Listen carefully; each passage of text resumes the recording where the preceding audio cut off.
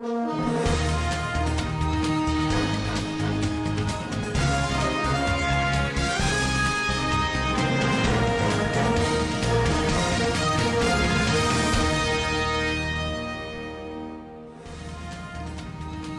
have been urged to put more effort in seeking Allah's forgiveness in the last 10 days of Ramadan. Kano Hizb stops official indicated by community. Senate postpones meeting with service chiefs and IGP. On business, Kirikiri Lighter Terminal Custom collects 7.9 billion naira revenue. And on the international scene, oppositional leader calls for free and fair election in Zambia. And on sport, Man City overcome Paris Saint-Germain to reach first Champions League final. Hello there, welcome to Standard Voice News Channel. I am Fawzi Ibrahim. Now the news in full. As Muslims worldwide enter the last 10 days of the holy month of Ramadan, Islamic scholars advise them to put more effort in utilizing the final stage of this year's fasting to seek Allah's forgiveness. Our Kano State correspondent Suraj Alami Malamfashi had an interview with one of the scholars on the importance of the last 10 days of Ramadan. His report. In Nigeria, this year's month Ramadan begins in the evening of April 12th and is expected to end in the evening of either 12th or 13th of May 2021. The last 10 days also began from the evening of Sunday 4th May 2021. During the last 10 days of the Ramadan, Muslim festivals around the world seek to observe Laylatul Qadr, the night of power, and also get ready for Eid al-Fitr. According to Dr. Bashir Abdul Qadir, a lecturer at the Department of Biology, Umar Musa Adwa Katsina, who is also an Islamic scholar, said Prophet Muhammad, peace be upon him, said Laylatul Qadr occurs during the last 10 days of Ramadan, and the scholar shed more light on the significance of the day or the night of power. That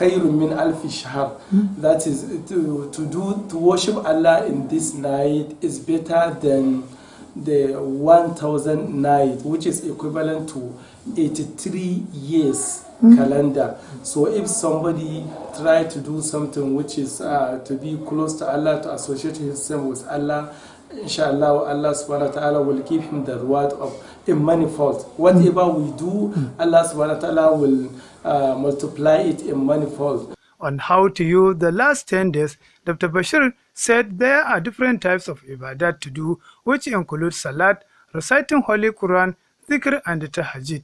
But he said, not necessarily limited to tahajjud, the night prayer.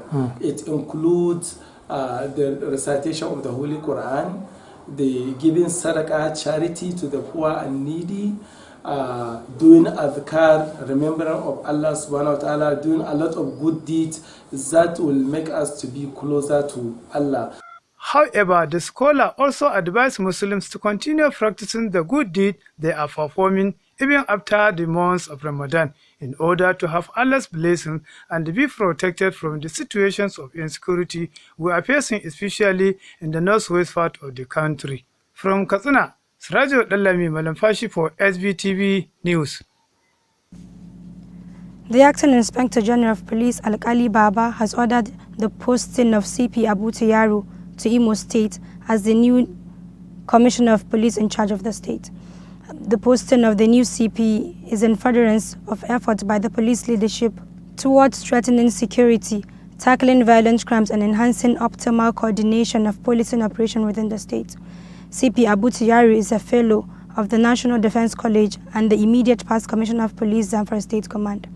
With this new development, Abu Tiyaru takes over from CP Nasir Muhammad, who has been redeployed to Western Port Authority, Lagos. In the same vein, CP Hussein Rabiu has been redeployed to Zamfara State Police Command as the new Commissioner of Police. Members of the National Association of Resident Doctors have hinted that they are ready to suspend their planned resumption of strike on Friday.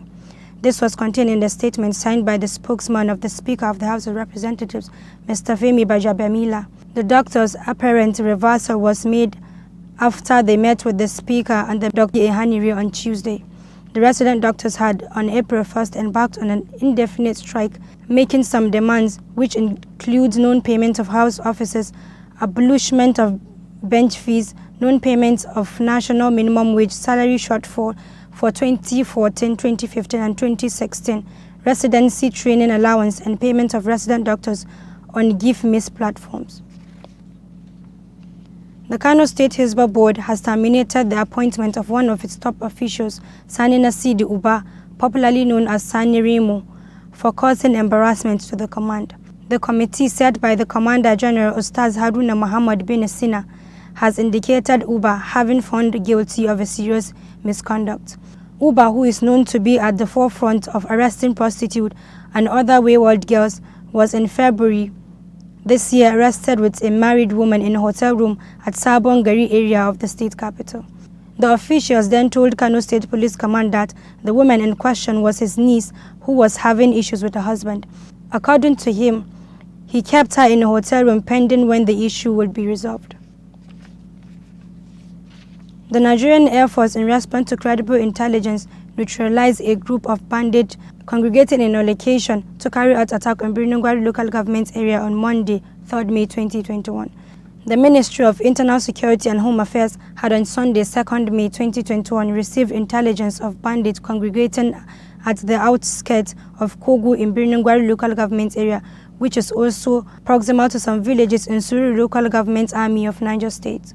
In receipt of the intelligence, which was dispatched to the military and other security agencies for further confirmation, an action of the Nigerian Air Force component of Operation Thunderstrike mobilized for armed reconnaissance.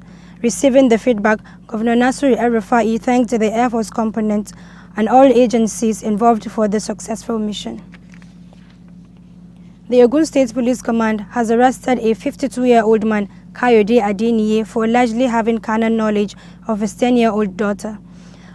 Abimbola Oyeyemi, the police spokesman in the state, disclosed this via a statement issued on Tuesday, noting that the arrest followed a report lodged at the Agbado Divisional Headquarters by the victim's auntie. The victim's auntie reported that while her niece went to the apartment of the suspect to ask whether his daughter was the person who mistakenly removed the clothes she spread outside, the suspect forcibly dragged her into the room, covered her mouth with a pillow, and had sexual intercourse with her. It was gathered that the suspect threatened to kill his daughter with a knife if she made any noise.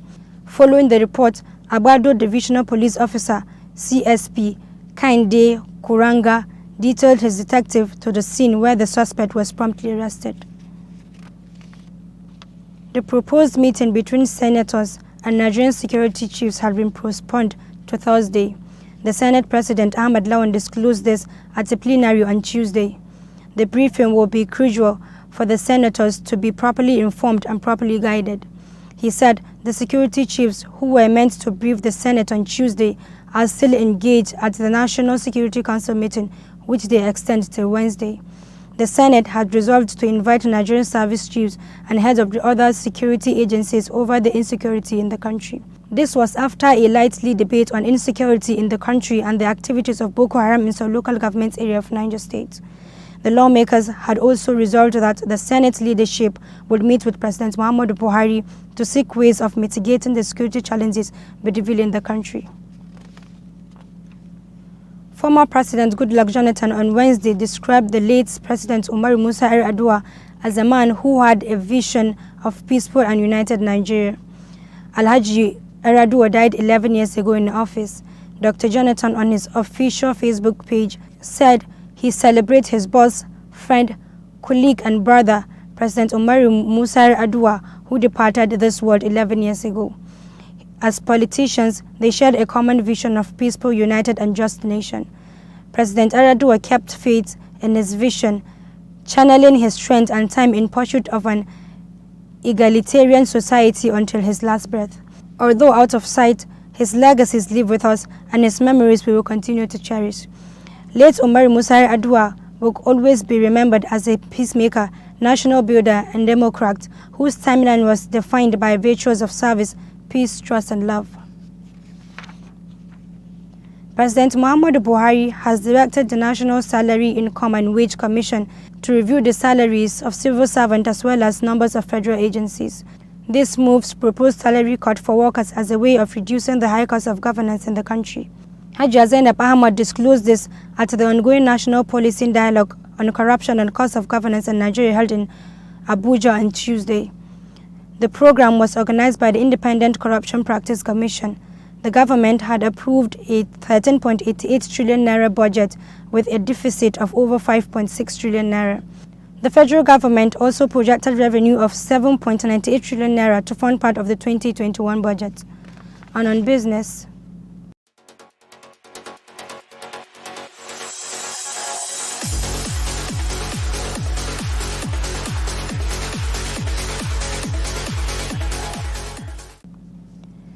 Iri Lighters Terminal Command of Nigerian Customs Service collected a total of over 7 billion naira as revenue and 55.7 million naira worth of seizures between January and March 2021. Mr. Hami Swamens, Customs Area Controller of the command, made this known in Lagos during a briefing on the command's activities of the first quarter of this year. Said the revenue figures surpassed 5.8 billion naira collected same period last year by 36.8%. Mr. Swamen disclosed further that the command made its highest monthly collection in March 2021 under his watch when it raked in over 3 million naira. On anti-smuggling, Swamen gave a breakdown of seizures made by the command within the first 3 months.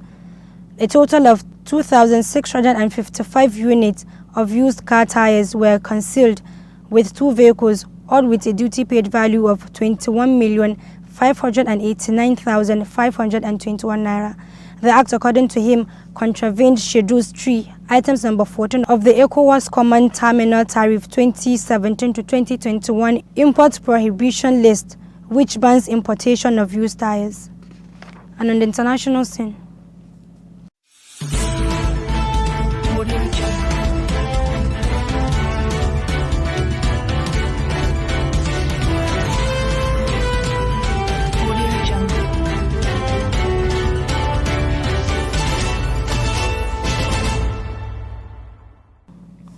Zambia's main opposition criticized the government on Tuesday, saying it had no idea how to deal with the debt problem after the country became Africa's biggest defaulting economy during the coronavirus pandemic.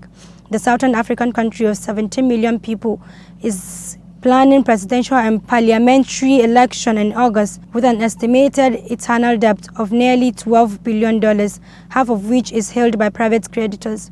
In October, Zambia missed a deadline to pay $42.5 million in interest due to a $750 million bond that matures next year. 3 months later, it failed to pay $56.1 million in interest on another bond. The debt has really reached an unsustainable level, Hakainde Hichilema told AFP in an interview. The 58-year-old businessman accused the Patriotic Front government of raking up an astronomical debt by borrowing the fund luxury customer spending by corrupt officials. The government created the debt crisis and they don't know how to get out of it. And on sports, over to Abubakar Sufyan.